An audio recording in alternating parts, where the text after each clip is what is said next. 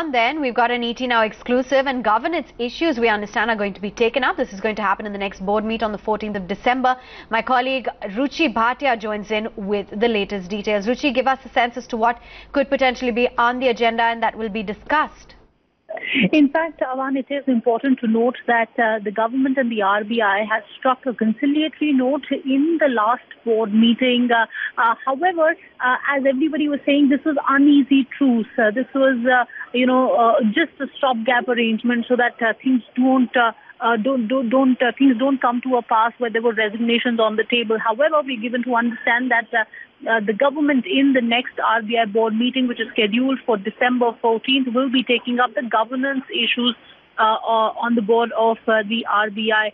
In fact, we're given to understand that, remember, in the last board meeting, the subcommittees that were put in place to look into the issues of prompt corrective action. So that was an existing committee, and we are given to understand that the government is of the opinion that the existing subcommittee composition is currently quite skewed in the favor of the RBI. The subcommittee composition needs to be more balanced. Currently, the 4 RBI deputy governor, along with the RBI governor and 2 external members that are chosen by the RBI governor himself, make a part of these subcommittees, and the government feels that the RBI subcommittees to take a balanced view, an objective view of the regulations such as the PCA norms needs to be more balanced.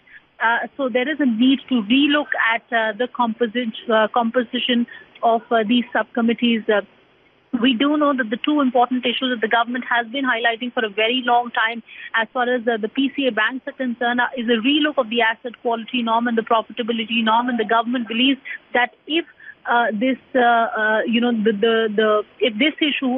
issue of relook at PCA norm goes back to the BFS, which is the Board of Financial Supervision, then they will have the existing view that they've had for a very long time. So there is a need to relook at the composition. There is a need to perhaps even reform this board that will look into the PCA norms.